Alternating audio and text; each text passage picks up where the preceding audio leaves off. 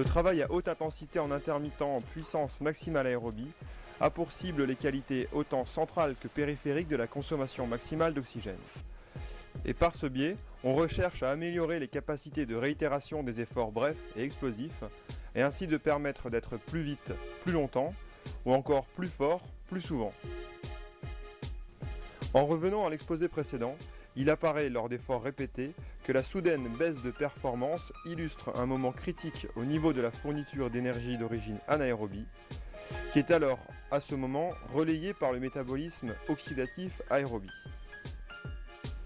L'idée est alors que l'amélioration de l'efficience des processus de mise à disposition, d'extraction ou encore d'utilisation de l'oxygène à ce moment précis permettrait au mieux de limiter la déficience des ressources anaérobies et limiterait ainsi cette baisse de performance.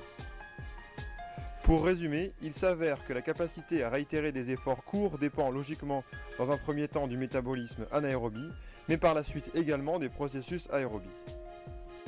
Dans le détail, il s'agit d'avoir des stocks de substrats énergétiques importants, tels que l'ATP et la phosphocréatine, d'avoir une capacité élevée de resynthèse de ces substrats, et pour le versant aérobie, il s'agit d'avoir une capacité accrue de stockage de l'oxygène musculaire par la myoglobine, qui constituera la première ressource d'oxygène lors de la phase de récupération.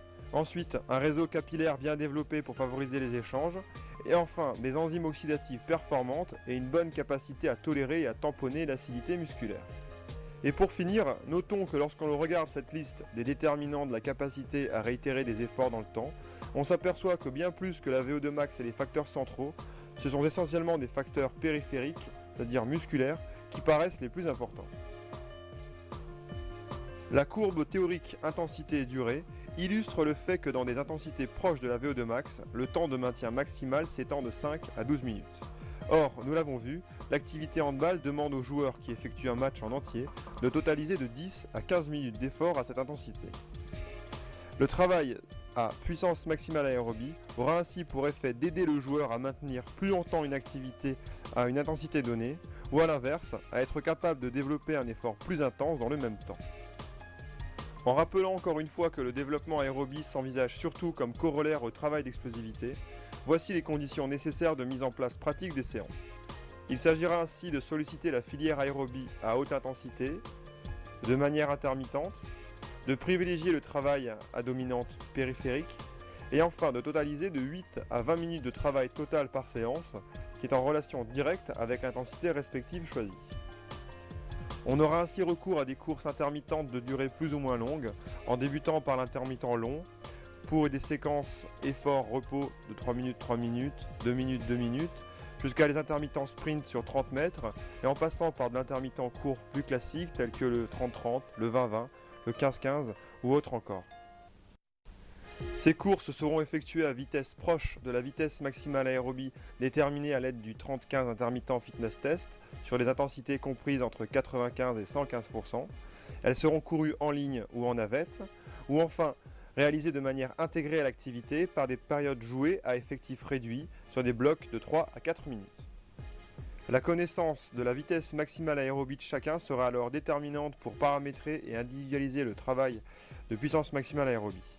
À partir d'un simple test de terrain, il s'agit ainsi d'avoir une vitesse de référence pour l'entraînement qui correspond à une réelle réalité physiologique puisqu'elle est associée à la consommation maximale d'oxygène ainsi qu'à la fréquence cardiaque maximale. Voici pour exemple des vitesses maximales aérobie obtenues avec ce test chez des joueurs évoluant en première ligue masculine. Ce tableau montre bien d'ailleurs qu'il existe des disparités notables dans les qualités aérobies de joueurs qui constituent pourtant un groupe homogène. Voici de manière détaillée quelques principes afin de programmer une séance d'intermittent long. Par intermittent long, on entendra des durées d'effort de l'ordre de 2 minutes 30 à 4 minutes qui seront maintenues sur des intensités de l'ordre de 90 à 95%, avec une intensité lors de la récupération de nulle jusqu'à 30%, et on réalisera enfin au total de 3 à 5 répétitions qui nous permettront de totaliser de 10 à 15 minutes de travail à une intensité proche de VO2 max. L'intermittent court se caractérise quant à lui par des durées d'effort de 3 secondes à 30 secondes, des intensités plus élevées de 95 à 115% allant jusqu'au sprint, des durées de récupération très variables mais souvent égales au temps d'effort, et comme pour l'intermittent plus long, une intensité en récupération de 0 à 30%. Le nombre de répétitions totales, que l'on scindra en 2 ou 3 séries éventuellement, sera directement fonction de la durée des efforts, mais il devra permettre là aussi de totaliser de 6 à 15 minutes de travail à haute intensité. Prenons l'exemple de 2 joueurs possédant des VMA de respectivement 16 et 19 km/h, sur un exemple d'intermittent long réalisé en 5 x 3 minutes de course en ligne à 90% de la VMA atteinte sur le 30-15 IFT. Nous commençons par convertir la vitesse en km/h en mètres par seconde. Nous prenons ensuite 90% de cette vitesse, soit 4 mètres secondes, que nous multiplions ensuite par la durée de course en secondes, donc 180, ce qui nous fait 172 mètres. Multiplié par 5, nous arrivons pour ce premier joueur à une distance totale de 3600 mètres. On regarde maintenant le second joueur avec une VMA de 19 km/h, ça nous fait une vitesse de 5,28 mètres secondes. 90% revient à courir à 4,75 mètres secondes, que l'on multiplie également par 180 secondes, ce qui fait une distance sur une série de 855 et une distance totale de 4275 mètres, ce qui nous fait plus de 600 mètres de différence parcourus sur la séance entre ces deux coureurs. En termes d'organisation sur le terrain, lorsque comme ici on travaille sur des durées fixes, faire partir les joueurs à partir de points décalés en fonction de leurs objectifs permet d'instaurer une sorte de course-poursuite entre les plus forts placés à l'arrière et les moins bons qui sont pourtant déjà devant. De plus, ce dispositif permet une arrivée groupée qui est très motivante et où il est facile de veiller à la bonne réalisation de la distance pour chacun. Bien qu'il soit reconnu que ces intermittents longs sont très efficaces en termes de développement des capacités physiques, leur durée et leur modalité, c'est-à-dire une course en ligne, les rend très peu spécifiques à notre discipline. C'est pour cela que, afin de se rapprocher des caractéristiques de temps et de mode de déplacement de l'activité, on a recours à du travail intermittent court réalisé en navette. En effet, la course navette augmente particulièrement les sollicitations périphériques lors des reprises d'appui et joue ainsi sur les facteurs déterminants de la capacité à réitérer des efforts brefs et intenses, comme nous l'avons vu précédemment. Se pose ensuite le choix de la navette, de 10 à 40 mètres, en allant d'une sollicitation très périphérique pour des navettes très petites, à une sollicitation plus centrale pour les navettes plus longues. Ensuite, en marge de cette spécificité, il faut savoir qu'en jouant sur un ou plusieurs à la fois des paramètres définissant les intermittents, à savoir la durée et l'intensité de l'effort, mais aussi la durée et l'intensité de la phase de récupération, des répercussions physiologiques très différentes peuvent être attendues, bien que l'on reste toujours globalement dans du travail de PMA.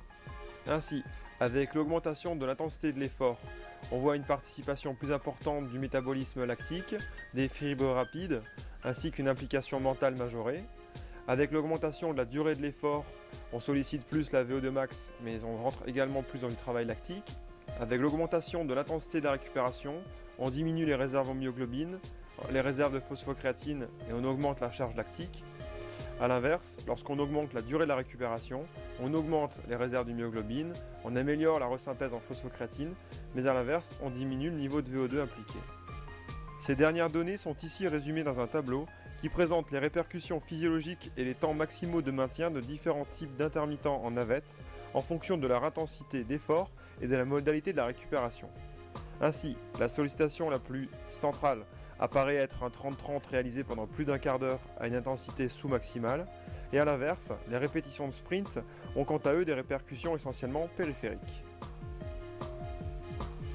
À la vue de ces données, voici maintenant un exemple d'intermittent court réalisé en 30-30 en 3 séries de 10 minutes chez nos mêmes sujets présentant des VMA de 16 et de 19 km/h.